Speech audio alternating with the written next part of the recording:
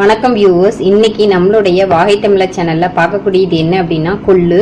அதாவது கொள்ளு பருப்புல என்னென்ன நற்பலன்கள் இருக்கு அப்படிங்கிறத நம்ம தெரிஞ்சுக்கலாம். அது மட்டும் இல்லாம கொள்ளு பருப்பை பயன்படுத்தி எப்படி கொள்ளு சட்னி அரைக்கிறது அப்படிங்கிறதையும் இன்னைக்கு சேனல்ல தொடர்ச்சியா நான் போட்டிருக்கேன். இந்த வீடியோக்குள்ள போகிறதுக்கு முன்னாடி இந்த சேனலை தான் முதல் முறை பார்க்குறீங்கன்னா மறக்காம இந்த வாகை தமிழர் சேனலை சப்ஸ்கிரைப் பண்ணிக்கோங்க. இதில் மருத்துவம் தொடர்பான அதுக்கப்புறம் பார்த்தீங்கன்னா இயற்கை தொடர்பான எல்லா தகவல்களும் இதில் போட்டுட்ருக்கேன். வாங்க இப்போ வீடியோக்குள்ளார போகலாம். இப்போ வந்து பார்த்தீங்க அப்படின்னா கொள்ளு அப்படிங்கிறது இப்போ இருக்கிற ஜென்ரேஷனுக்கு தெரியுமா அப்படிங்கிறது கூட தெரியல. நிறைய வீடுகளில் வந்து பார்த்தீங்கன்னா கொள்ளு வந்து பயன்படுத்துறது கூட கிடையாது. இது ஏன்னா வந்து பார்த்தீங்கன்னா அவங்களுக்கு வந்து இதை சொல்லணும், என்னென்ன இருக்குது, என்னென்ன சத்துக்கள் நிறைந்திருக்கு அப்படிங்கிறது தெரிஞ்சாதான் நம்ம இருக்க குழந்தைங்கள்லாம் வந்து எடுத்துக்குவாங்க. அப்படிங்கிறதுக்காக தான் இந்த வீடியோ எல்லாமே நான் போட்டுட்ருக்கேன். இப்போ இந்த கொள்ளு பருப்பில் வந்து என்ன சத்துக்கள் நிறைந்திருக்கு அப்படின்னு பார்த்தீங்கன்னா, இந்த கொள்ளில் வந்து பார்த்தீங்கன்னா மற்ற பருப்புகளை விட இதில் வந்து அயன் வந்து அதிகமாக, இரும்பு சத்து வந்து அதிகமாக நிறைந்து கிடக்குது. இதனால உடல் வந்து நல்ல பலமா இருக்கும். அதாவது உடல் வந்து நல்ல பலம் கொடுக்கும். அது மட்டும் இல்லாம இந்த மாதவிடாய் நேரங்கள்ல ஏற்படக்கூடிய பிரச்சனைகளுக்கெல்லாம் வந்து பாத்தீங்கன்னா இந்த கொள்ளு வந்து நல்ல தீர்வுன்னு கூட சொல்லலாம். இந்த கொள்ளு கூடயே நீங்க வந்து பாத்தீங்கன்னா 1 டேபிள் ஸ்பூன் வந்து சீரகமும் போட்டு நல்லா கொதிக்க வச்சுட்டு அந்த கஞ்சி மாதிரி அதை குடிச்சிங்கன்னா மாதவிடாய் நேரங்கள்ல ஏற்படக்கூடிய வலி இதெல்லாம் வந்து உங்களுக்கு குறையிறத உணர முடியும்.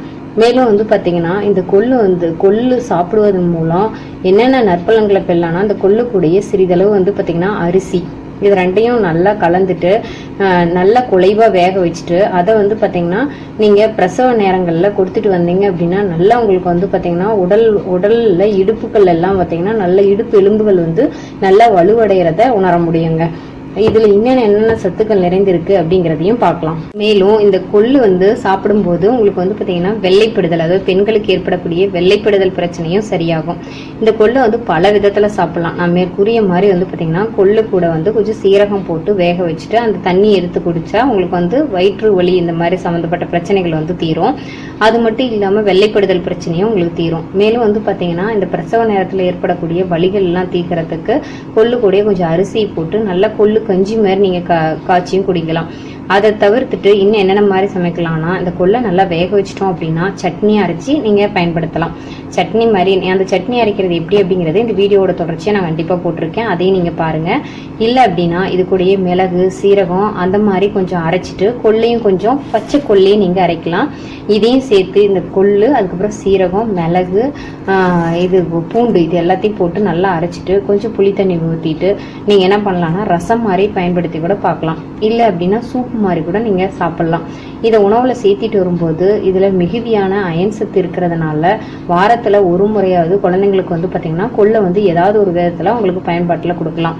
அதனாலதான் கொள்ளு சாப்பிட்றவங்க வந்து எப்பவுமே வந்து பாத்தீங்கன்னா ஆக்டிவா இருப்பாங்க. எப்படி குதிரையெல்லாம் எப்படி சாப்பிடுதோ அந்த மாதிரிதான் நம்ம இதை சாப்பிடும்போது நல்லா வந்து உடலுக்கு வந்து பலம் கிடைக்கக்கூடியது எது அப்படின்னு கேட்டீங்கன்னா இந்த கொள்ளு சொல்ல முடியும். மேலும் வந்து பார்த்தீங்கன்னா உடல் எடையை குறைக்கணும் அப்படின்னு முடிவு பண்ணவங்க தாராளமாக கொள்ளு வந்து எடுத்துக்கலாம்.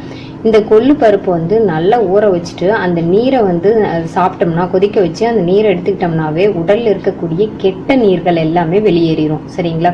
அதுக்கு தான் வந்து பழமொழி கூட சொல்லுவாங்க, அதாவது கொளுத்தவனுக்கு கொள்ளு இளைத்தவனுக்கு எள்ளுன்னு சொல்லுவாங்க. காரணம் என்ன அப்படின்னா நல்லா கொளுத்த குண்டான உடம்பு இருக்கிறவங்க இளைக்கணும் அப்படின்னா கொள்ளை வந்து எடுத்துக்கணும் அப்படின்னு சொல்லுவாங்க. கொள்ளு வந்து பார்த்தீங்கன்னா உடல் எடையை நல்லா குறைக்கக்கூடியது. உடல் எடையை குறைக்கணும் அப்படின்னு நினைக்கிறவங்க தாராளமாக கொள்ளை வந்து ஏதாவது ஒரு விதத்தில் கஞ்சியாவோ இல்லை வந்து பார்த்தீங்க அப்படின்னா கொள்ளை வந்து ரசமாகவோ இல்லை வந்து சட்னியாகவோ நீங்கள் பயன்பாட்டில் வச்சுட்டு வரலாம். இல்லை தினம் இதை நீங்கள் பயன்படுத்திக்கணும், அதாவது உடல் எடையை குறைக்கணும் அப்படின்னு நினச்சிங்கன்னா கண்டிப்பாக வந்து தினமும் நீங்கள் இதை எடுத்துகிட்டு வந்தீங்கன்னா தான் உங்களால் வந்து உடல் எடையை குறைக்க முடியும். அப்போ டெய்லி எடுத்துக்கணும் அப்படின்னா இதை நல்லா வறுத்துட்டு பவுட்ரு மாதிரி, இது கூட கொஞ்சம் சீரகமும் சேர்த்து வறுத்து நீங்கள் என்ன பண்ணலாம் பவுட்ரு மாதிரி ரெடி பண்ணி வச்சுக்கலாம். நீங்கள் நல்லா சுடுதண்ணியில் போட்டு கொதிக்க வச்சுட்டு அதை டெய்லி நீங்கள் பருகிட்டு வரலாம். இது கொஞ்சம் உடல் சூட்டை தரக்கூடியதுனால நீங்கள் ரெகுலராக எடுத்துகிட்டு பார்த்துட்டு உங்களுக்கு உடம்புக்கு எந்த அளவுக்கு செட் ஆகுதோ அதுக்கு தகுந்த மாதிரி ஒரு நாள், அதாவது டெய்லியுமோ இல்லை ஒரு நாள் விட்டு ஒரு நாளோ இந்த மாதிரி நீங்கள் கொள்ளை வந்து நீங்கள் பயன்பாட்டில் வச்சுக்கலாம். இந்த மாதிரி பயன்படும் போது அதுதான் வந்து பழமொழி சொன்னது என்ன அப்படின்னு கேட்டிங்கன்னா, கொளுத்தவனுக்கு கொள்ளு இளைத்தவனுக்கு எள்ளு அப்படின்னு சொல்லிட்டு பழமொழி இருக்கு.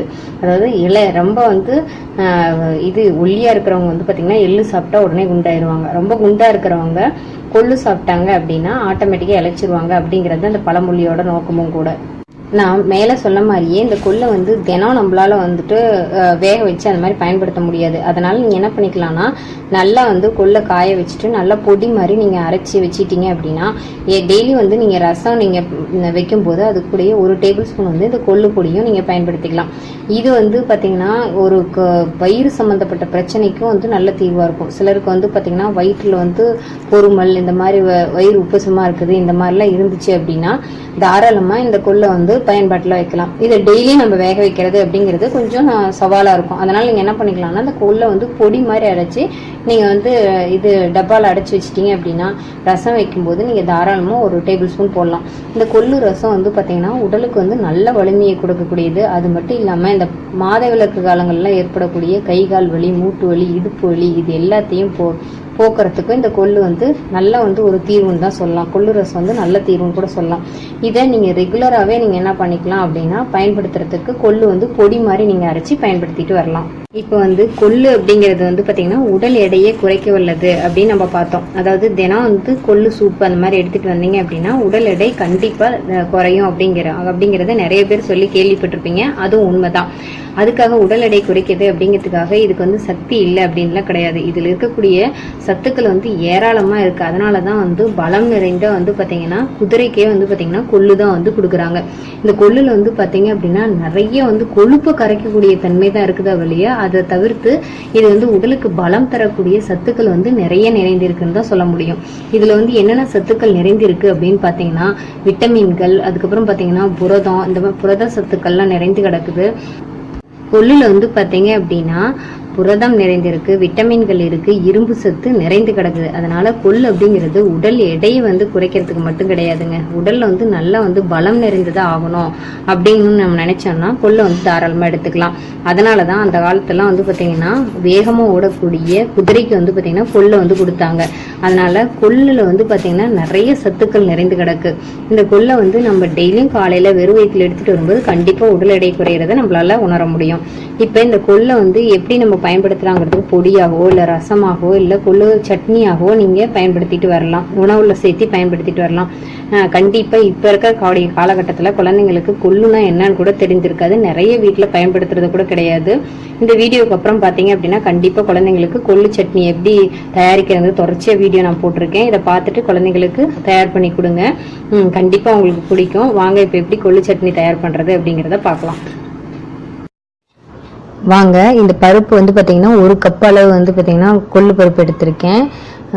இது வந்து ஏற்கனவே சொன்ன மாதிரி தான் நிறைய வந்து சத்துக்கள், புரதம் இந்த மாதிரி நிறைய நிறைஞ்சிருக்கு. இதை வந்து நம்ம பயன்படுத்துறதுக்கு முன்னாடி ஃபஸ்ட்டு நல்லா வந்து க்ளீன் பண்ணிக்கணும். ஏன்னா சில இதெல்லாம் வந்து பார்த்தீங்க அப்படின்னா ஏதாவது கல் இந்த மாதிரி தூசி அந்த மாதிரிலாம் இருக்கலாம். அப்போ எந்த பருப்புமே நம்ம பயன்படுத்துறதுக்கு முன்னாடி ஒரு தடவை செக் பண்ணிக்கிறது ரொம்ப ரொம்ப நல்லது. அதனால் முக்கியமாக வந்து பார்த்திங்கன்னா கொள்ளு அதெல்லாம் வந்து பார்த்திங்கன்னா அதை வந்து ரொம்ப க்ளீனாக இருக்குன்னு சொல்ல முடியாது. ஸோ அதனால் அப்போல்லாம் அந்த காலத்தில் என்ன பண்ணுவாங்கன்னா தண்ணியில் வச்சுட்டு என்னதுன்னா அரிக்கிறதுன்னு சொல்லுவாங்க. ஆனால் வந்து அந்தளவுக்கு இப்போ இருக்கிறவங்களுக்கு தெரியுமான்னு தெரில. அட்லீஸ்ட் வந்து முரத்தில் போட்டுட்டு இந்த மாதிரி ஃபுல்லாக நீங்கள் வந்து இந்த மாதிரி புடைச்சிங்க அப்படின்னா அது என்ன ஆகும்னா ஏதாவது கல் அந்த மாதிரி இருந்ததுன்னா அது மேலே வந்துடும்.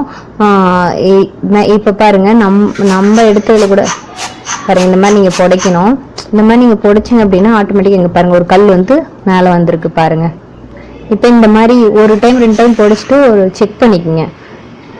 செக் பண்ணிவிட்டு அதுக்கப்புறம் நான் வந்து குக்கரில் போட்டு தான் வேக வைக்க முடியும். சாதாரணமாக வேகாது, டைம் எடுக்கும். வேகிறதுக்கு வந்து டைம் எடுக்கும். ஸோ அதனால் வந்து குக்கரில் போட்டாச்சு.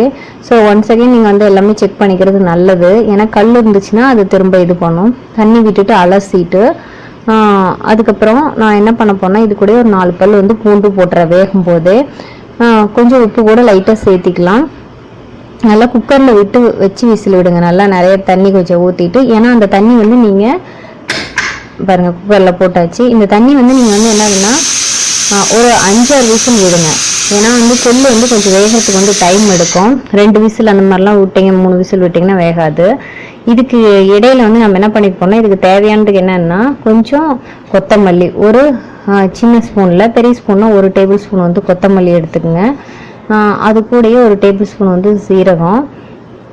அடுத்து வந்து பார்த்திங்கன்னா இது கூடயே கொஞ்சம் ஒரு 1/4 டீஸ்பூன் வந்து பார்த்திங்கன்னா மிளகு. இது எல்லாத்தையும் நான் எடுத்துக்கிட்டு இப்போ நான் இதை என்ன பண்ண போகிறேன் அப்படின்னு கேட்டிங்கன்னா நல்லா வந்து வறுக்க போகிறேன். பாருங்கள், கொத்தமல்லி கொஞ்சம் எடுத்துருச்சு. ஏன்னா அந்த கொத்தமல்லியோட வாசனை இருக்கணும், அப்போ தான் இந்த கொள்ளு வந்து சாப்பிட்றதுக்கு கொஞ்சம் இதமாக இருக்கும். இப்போ இதை வந்து பாருங்கள் நல்லா வந்து இதில் போட்டு வறுத்துருங்க. கொஞ்சம் கம்மியான சிம்மில் வச்சுட்டு நீட்டாக வறுத்து எடுத்துருங்க. அது கூடயே தேவையான அளவு அந்த சட்னிக்கு தேவையான அளவு வரமிளகாய் வந்து சேர்த்திங்க. இப்போ இது மிக்சி ஜாரில் வெந்ததுக்கப்புறம் அந்த கொள்ளை எடுத்துட்டு அந்த தண்ணி வந்து வேஸ்ட் பண்ணாதீங்க, வச்சுக்கிங்க. அது கூட நம்ம என்னென்ன வறுத்து வச்சுருக்கோமோ அதையும் சேர்த்திங்க. தேவையான அளவு உப்பையும் சேர்த்திட்டு கருவேப்பிலை இருந்தால் கருவேப்பிலையும் 4 போட்டுக்கலாம். கூட ஏற்கனவே போட்டிருக்கேன், கூட இன்னும் 2 பல் வந்து பூண்டு வந்து நான் சேர்த்திட்டேன். இதை வந்து மிக்சியில் அரைக்க வேண்டியதான். அரைச்சதுக்கப்புறம் சட்னி இப்படி ரெடி ஆகிடுச்சு. இது ரொம்ப சுவையாக இருக்கும், வாசனை ரொம்ப இருக்கும். அரைக்கிறது வந்து பார்த்தீங்க அப்படின்னா கொஞ்சம் ஒன்று விட்ட மாதிரி அரைக்கலாம், ரொம்ப ஃபுல்லாக நைஸாக அரைக்க தேவையில்லை. அப்போ தான் வந்து சாப்பிட்றதுக்கு ரொம்ப இதமாக இருக்கும்னு வச்சிங்களேன். இந்த மாதிரி நல்லா வறுத்து இப்போ சூடான சாதத்தில் போட்டுட்டு அப்படியே இது கூட கொஞ்சம் நல்லெண்ணெய் ஊற்றி சாப்பிட்டீங்க அப்படின்னா உங்களுக்கு சுவையான கொள்ளு பருப்பு வந்து சட்னி தயாராகிடுச்சு. ரொம்ப உடலுக்கு ரொம்ப நல்லது.